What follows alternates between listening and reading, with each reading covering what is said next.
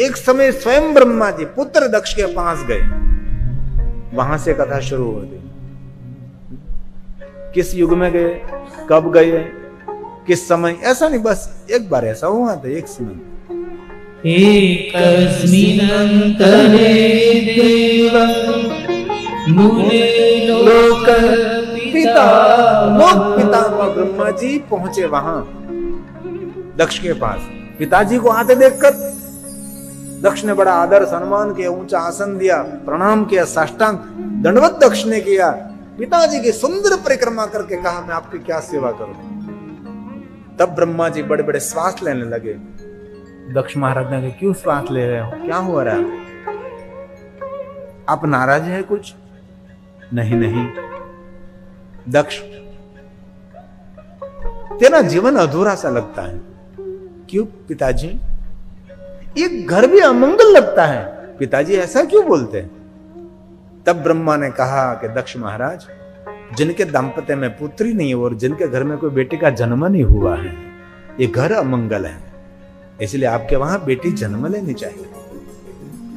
हमारे शास्त्रों की गरिमा है, लेकिन पहले के वक्ताओं ने पता नहीं प्रचार प्रसार कम हुआ होगा और हमने बेटी जन्मी और दूध पीती करी। टेक्नोलॉजी का संशोधन हुआ, पता लगा माँ को पेट में बेटी है तो भ्रूण हत्या करने लगे। तो सरकार जागरूक होगी तो बेटी बचाओ का आंदोलन शुरू हो गया। बाकी तो बहरहम बेटियों की हत्या होती रहती, सती प्रथा भी दूध पीती कर देते थे, बहुत कुछ धरती पर हुआ। इसलिए मेरे शास्त्रों के गहराए हैं। ऐसा ऋषि मुनि कभी गलती नहीं कर दे, सिर्फ पुत्रों की महिमा गाए। पुत्र से पुत्री कम नहीं है, उससे भी बढ़कर बेटी है भाई। और आजकल वर्तमान में देखना, बेटा कम सेवा करता है माता पिता की, ज्यादा तो हमारी बेटी अपने माता पिता का ख्याल रखती है।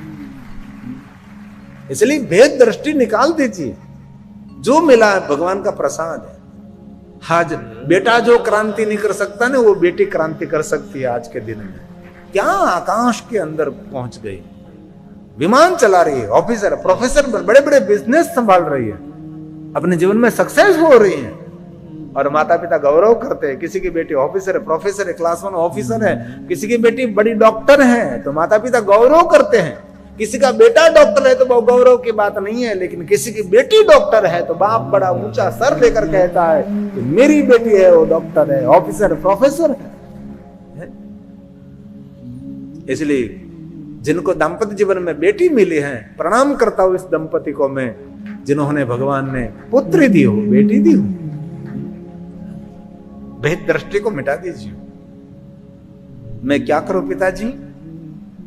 पिताजी ने कहा, घनघोर जंगल में जाकर माता जगदम्बा का आराधन करें।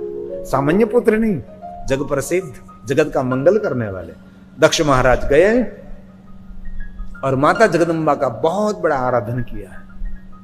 और शिवपुराण ग्रंथ में बड़ी स्तुति है जो दक्ष महाराज के मुख में से प्रकट हुई है, बहुत लंबी स्तुति है। इसमें एक पंक्ति जो दक्ष महाराज ने माता भवानी के लिए गाई है, महेशानी नमस्तुभ्यं, हे महेश्वरी प्रणाम करता हूं, जगदम्बे सनातनी,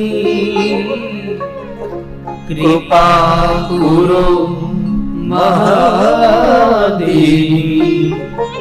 सत्ये सत्यं स्वरूपिणी, सत्ये सत्यं स्वरूपिणी।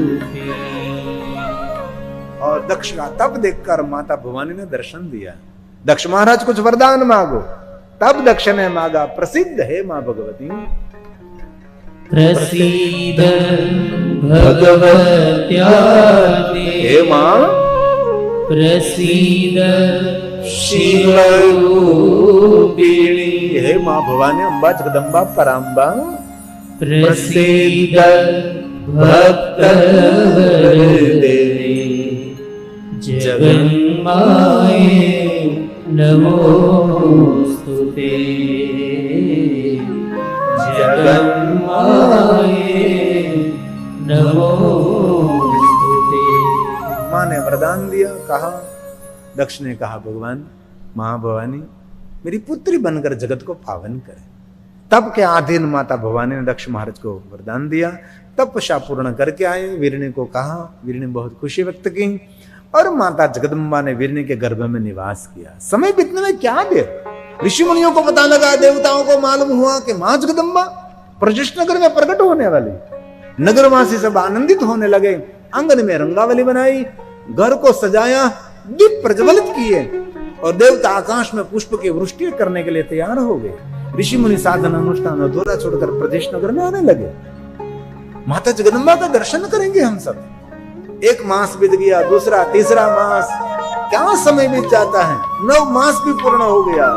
गतेषु नवमासेषु पूर्ण हुआ, मां वीरनी के अंग में से महक आने लगी, रूप बढ़ने लगा, तेज बढ़ गया, क्यों, गर्भ में जगदम्बा है। कारयित्वा च लोकीं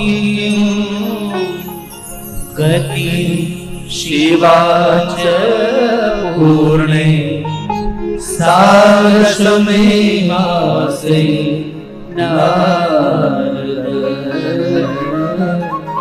सादसमे मासे नारद। 9 मास पूर्ण करके 10वें महीने में मां जगदम्बा का प्रादुर्भाव हुआ। मां प्रदेश नगर में प्रकट हुई, देवताओं ने पुष्प की वृष्टि की, ऋषि मुनियों ने सुंदर मंत्रों का गायन किया, नगर में बड़े उत्सव मनाए, दीप प्रज्वलित हुए, दीप माला प्रज्वलित हुई, चारों तरफ जय जयकार होने लगा। और ऋषि मुनियों ने कहा, दक्ष महाराज, योग संजोग सब कुछ देखकर आपकी पुत्री साक्षात जगदम्बा अम्बा है, इसलिए हमारी इच्छा है कि आपकी पुत्री का नाम सती रखा जाए। और पूरे लोक में सती का जय जयकार होने लगा, जय जयकार होने लगा।